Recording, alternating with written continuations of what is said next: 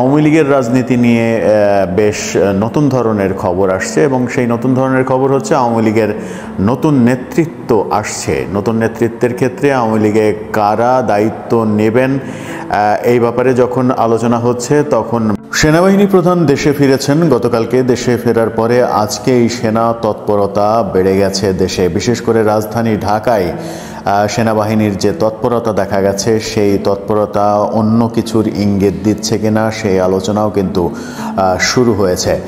বেশ কয়েকদিন থেকেই সামাজিক যোগাযোগ মাধ্যমে আওয়ামী লীগের রাজনীতি নিয়ে বেশ নতুন ধরনের খবর আসছে এবং সেই নতুন ধরনের খবর হচ্ছে আওয়ামী লীগের নতুন নেতৃত্ব আসছে। নতুন নেতৃত্বের ক্ষেত্রে আওয়ামী লীগে কারা দায়িত্ব নেবেন এই ব্যাপারে যখন আলোচনা হচ্ছে তখন ব্যাপারটা সত্য নাকি মিথ্যা সেই ব্যাপারটা আজকে নিশ্চিত করেছে বাংলাদেশের প্রথম সারির দৈনিক কালের কণ্ঠ। কালের কণ্ঠ এই ব্যাপারে একটা ইনভেস্টিগেশন প্রতিবেদন মতো করেছে। সেখানে একজন আওয়ামী লীগের সদস্য এখনও সেনা হেফাজতে রয়েছেন। তিনি কে এখনও সেই নামটি প্রকাশিত হয়নি। কে তিনি, কি এমন গুরুত্বপূর্ণ পার্সন যাকে এখনও সেনা হেফাজতে রাখা হলো এবং সেনা হেফাজতে রাখার মূল উদ্দেশ্য কী? অনেকে যারা আওয়ামী রাজনীতির বিরোধী পক্ষ তারা আলোচনা করার চেষ্টা করছেন যে সেনা হেফাজতে আওয়ামী লীগের একজনকে রেখে দিয়ে সেনাবাহিনীর মধ্যে আওয়ামী লীগের সঙ্গে কোনো যোগসাজশ করা হচ্ছে, তাকে থার্ড পার্টি বানিয়ে আওয়ামী লীগের সঙ্গে এক ধরনের আঁতাতের চেষ্টা করা হচ্ছে। তাকে কি যোগাযোগের মাধ্যম হিসেবে ব্যবহার করা হচ্ছে নাকি অন্য কোনো কারণে তাকে রেখে দেয়া হয়েছে? কাল ছিলাম পরিবর্তিত পরিস্থিতিতে আওয়ামী লীগের নেতৃত্বে পরিবর্তন আসছে এরকম গুঞ্জন সামাজিক যোগাযোগ মাধ্যম বিশেষ করে ফেসবুকে ছড়িয়ে পড়েছিল এবং সেই ক্ষেত্রে দুটো নাম সামনে এসেছে। সাবেক রাষ্ট্রপতি আব্দুল হামিদ তার নাম আসছে এবং নারায়ণগঞ্জের মেয়র সেলিনা হায়াৎ আইভি তার নাম আসছে।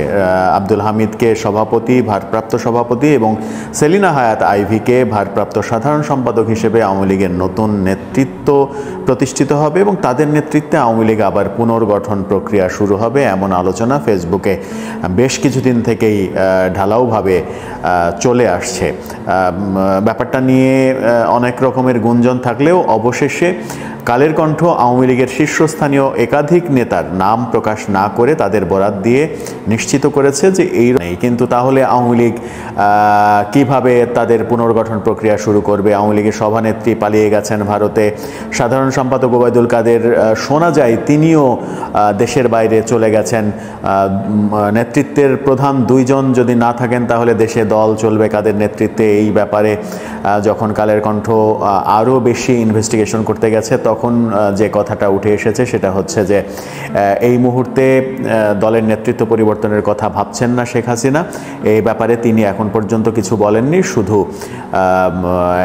এই পট পরিবর্তনের ধকল সামলে ওঠার জন্য তারা অপেক্ষা করতে চান এই মুহূর্তে এবং সঠিক সময়ে যদি তারা দুজন প্রধান নেতৃত্বের দুজন দেশের বাইরে থাকেন তাহলে ভারপ্রাপ্ত হিসেবে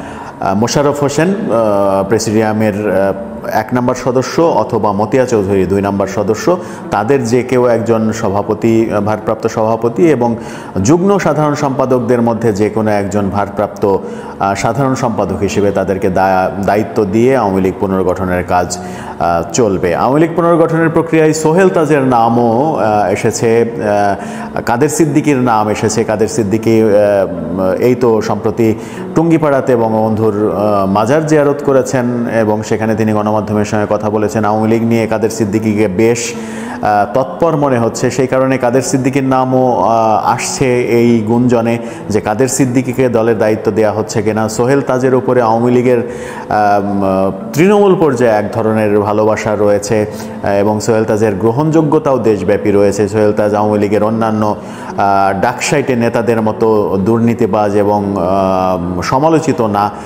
যেহেতু সমালোচিত না সেহেতু ফ্রেশ একজন হিসেবে সোহেল তাজ বেটার চয়েস হতে পারেন, সেই আলোচনা রয়েছে। কিন্তু মজার ব্যাপার হচ্ছে আব্দুল হামিদ এবং সেলিনা হায়াৎ আইভির নাম যে কারণে এসেছে, আব্দুল হামিদের রাষ্ট্রপতি হিসেবে যেহেতু দায়িত্ব পালন করেছেন অনেক দিন থেকেই তিনি পলিটিক্সের বাইরে, তার একটা গ্রহণযোগ্যতা রয়েছে।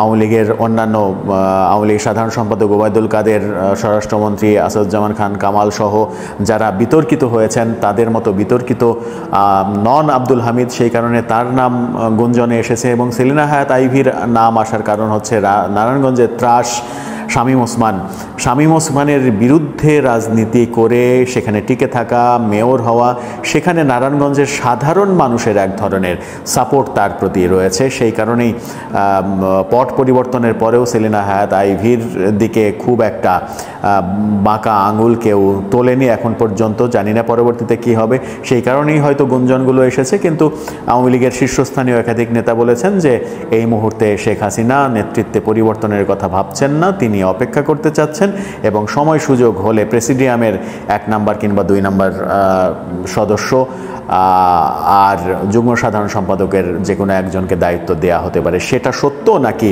ওই গুঞ্জনটা সত্য সেটা সময়ই বলে দেবে। তবে আওয়ামী লীগের পুনর্গঠন প্রক্রিয়া আদৌ কবে নাগাদ শুরু করা তাদের পক্ষে সম্ভব হবে সেই বিতর্ক কিন্তু রয়েছে। কারণ 15-16 বছরের শাসনামলে আওয়ামী লীগ যে ধরনের সমালোচনার জন্ম দিয়েছে, সর্বশেষে এসে স্বৈরাচারের খেতাব তাদের গায়ে লেগেছে, সেই কালো অধ্যায় পাড়ি দিয়ে, কালো অধ্যায় পাশ কাটিয়ে তারা আবার সংগঠিত হতে পারা, এটা খুব অল্প সময়ের মধ্যে সম্ভব বলে অনেকেই মনে করেন না রাজনৈতিক বিশ্লেষকরা। অনেক জাতিসংঘ শান্তি মিশনে বাংলাদেশ সেনাবাহিনীর একটা বড় ভূমিকা রয়েছে।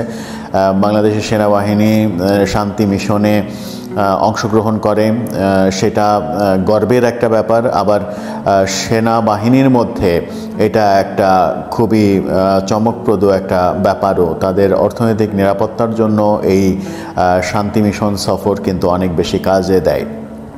সেই শান্তি মিশনে বাংলাদেশের সেনাবাহিনীর অংশগ্রহণ থাকবে কি থাকবে না এরকম আলোচনাও রয়েছে। বর্তমান সরকারকে ঘিরে নানা রকমের আলোচনা রয়েছে। সাবেক প্রধানমন্ত্রী শেখ হাসিনা পদত্যাগ করেননি, তিনি এখনও সাংবিধানিকভাবে প্রধানমন্ত্রী। এই আলোচনা যখন বিভিন্নজন করার চেষ্টা করছেন, তখন এই সরকার, বর্তমান সরকার সাংবিধানিক কিনা নাকি সংবিধান বহির্ভূতভাবে রয়েছেন, সেই আলোচনার মাঝে অনেকে বলছেন যে যদি অসাংবিধানিক সরকার হয় তাহলে জাতিসংঘের শান্তি মিশনে সেনাবাহিনীর অংশগ্রহণে বাধা আসতে পারে। সেই মিটিংও তিনি করেছেন। কানাডায় সফর শেষে তিনি দেশে ফিরেছেন গতকাল। আজকে ঢাকায় বিশেষ করে সেনাবাহিনীর ব্যাপক তৎপরতা লক্ষ্য করা গেছে। বিশেষ করে জুম্মার নামাজের আগে থেকে সেনাবাহিনীর ঢাকার প্রায় বড় সব মসজিদে ব্যাপক টহল এবং তাদের অবস্থান নিশ্চিত করার কারণে কোনো মসজিদ থেকে জুম্মার নামাজ শেষে কোনো ধরনের তৎপরতা তারা করতে দেননি। মিছিল সমাবেশ এ ধরনের কোনো তৎপরতা 2-3 জন এক জায়গায় হতেই দেয়নি। বাইতুল মোকাররমের দৃশ্যে দেখা গেছে সেনাবাহিনী নামাজ শেষে গেটের দিকে এগিয়ে গিয়ে বাঁশি দিয়ে দিয়ে সবাইকে সরিয়ে দিচ্ছেন। কোনো ধরনের কোনো জটলা করতে যেন না পারে কেউ, সেই চেষ্টা করা হয়েছে। বাইতুল মোকাররম সহ পল্টন, গুলিস্তান, কাউরান বাজার সহ ঢাকার বেশিরভাগ বড় মসজিদে সরাসরি সেনাবাহিনীর টহল ছিল। অন্য মসজিদগুলোতে পুলিশ, বিজিবি, র্যাবের যে অবস্থান সেই অবস্থান ছিল এবং সেনাবাহিনী গাড়িতে করে সেই সব এলাকায় টহল দিয়ে বেরিয়েছে। এই যখন অবস্থা, তখন শোনা যাচ্ছিল যে রাষ্ট্রপতি শাহাবুদ্দিন চুপ্পুকে সরিয়ে দেওয়ার জন্য, অপসারণ করার জন্য আজকে ইসলামপন্থী দলগুলোর মিছিল সমাবেশ করার চেষ্টা হতে পারে। সেই চেষ্টা যেন না হয়, সেটা যেন করতে না পারে, মূলত সেই কারণেই নাকি এরকম অবস্থান, এই আলোচনা চলছে। রাষ্ট্রপতি বিষয়ে সরকার ইউটার্ন করেছে, এই কথা আপনাদের জানিয়েছি। গতকালকে আমরা একটা ভিডিও বানিয়েছিলাম, সেনাবাহিনী প্রধান ফিরছেন, সব হিসাব নিকাশ পাল্টে যাচ্ছে। সব হিসাব নিকাশ পাল্টে যাওয়ার ব্যাপারটা ঘটবে কি ঘটবে না সেই আলোচনা কিন্তু বাংলাদেশের বিভিন্ন প্রান্তে রয়েছে। রাষ্ট্রপতিকে সরিয়ে দেওয়ার ইস্যু থেকে সরকার সরে এসেছে, সেটাও সেনাবাহিনী প্রধানের চাপের কারণে হয়েছে, এই মন্তব্যও কিন্তু অনেকে করেন। এছাড়া আমরা দেখেছি যে রাজধানী কাউরান বাজারে জাতীয় দৈনিক প্রথম আলোর কার্যালয়ের পাশে ব্যাপক হারে সেনাবাহিনী উপস্থিত ছিলেন। প্রথম আলোকে হুমকি দিয়েছিল কে বা কারা সেই অফিসে হামলা হতে পারে, সেই হামলা হওয়া যেন না ঘটে সেটা রোধে সেনাবাহিনীর ব্যাপক তৎপরতা দেখা গেছে। কারওয়ান বাজার মূলত কাঁচা বাজার এলাকা, বহু মানুষের সমাগম, বাংলাদেশের বিভিন্ন এলাকা থেকে মানুষজন এখানে আসেন যান প্রতিদিন। সেই এলাকা একেবারে থমথমে এলাকায় পরিণত হয়েছিল প্রথম আলো কার্যালয়ের এই সেনা তৎপরতার জন্য। সব মিলিয়ে ঢাকায় যে তৎপরতা আজকে দেখা গেল তাতে সেনাবাহিনী প্রধান ফেরার পরে সেনাবাহিনীর এই ব্যাপক তৎপরতা 5 আগস্টের পরে এই তৎপরতা এমন তৎপরতা রাজধানী জুড়ে একই দিনে এর আগে কখনো দেখা যায়নি। সেই কারণে অনেকে বলছেন যে ব্যাপারগুলো অন্যদিকে যাচ্ছে কিনা। প্রধান উপদেষ্টাকে নিয়ে যখন রয়েছে নানা রকমের আলোচনা, সেই প্রধান উপদেষ্টাকে নিয়ে আলোচনার মাঝে প্রধান উপদেষ্টা সুস্থ নাকি অসুস্থ, তিনি হাসপাতালে আছেন কিনা, তার একটা সার্জারি হয়েছিল, তারপরে অনেকেই বলার চেষ্টা করেছেন তিনি হৃদরোগে আক্রান্ত হয়েছেন। সব মিলে সেনাবাহিনী প্রধান আসার পরে দৃশ্যপটগুলো চেঞ্জ হয়ে যাচ্ছে কিনা, অন্য কোনো বার্তা আসছে কিনা, সেই আলোচনা কিন্তু সব দিকে শুরু হয়েছে। সেনাবাহিনীর এই তৎপরতা যায়, কিন্তু আলোচনা হচ্ছে এখন যে এখন পর্যন্ত সেনা হেফাজতে একজনকে রেখে দেয়া হয়েছে। সেই আলোচনা বিভিন্ন গণমাধ্যম তৈরি করেছে, বিভিন্ন গণমাধ্যমের অনুসন্ধানী রিপোর্ট সেই আলোচনা বের করে এনেছে। একজন আওয়ামী লীগের সদস্য এখনও সেনা হেফাজতে রয়েছেন। তিনি কে এখনও সেই নামটি প্রকাশিত হয়নি। কে তিনি, কি এমন গুরুত্বপূর্ণ পার্সন যাকে এখনও সেনা হেফাজতে রাখা হলো এবং সেনা হেফাজতে রাখার মূল উদ্দেশ্য কী? অনেকে যারা আওয়ামী রাজনীতির বিরোধী পক্ষ তারা আলোচনা করার চেষ্টা করছেন যে সেনা হেফাজতে আওয়ামী লীগের একজনকে রেখে দিয়ে সেনাবাহিনীর মধ্যে আওয়ামী লীগের সঙ্গে কোনো যোগসাজশ করা হচ্ছে, তাকে থার্ড পার্টি বানিয়ে আওয়ামী লীগের সঙ্গে এক ধরনের আঁতাতের চেষ্টা করা হচ্ছে, তাকে কি যোগাযোগের মাধ্যম হিসেবে ব্যবহার করা হচ্ছে, নাকি অন্য কোনো কারণে তাকে রেখে দেয়া হয়েছে? কারণ যেটাই হোক, আওয়ামী লীগের একজন এখন পর্যন্ত সেনা হেফাজতে আছেন, অবস্থান করছেন, বহাল তবিয়তে আছেন। এই খবরটা রটে গেছে।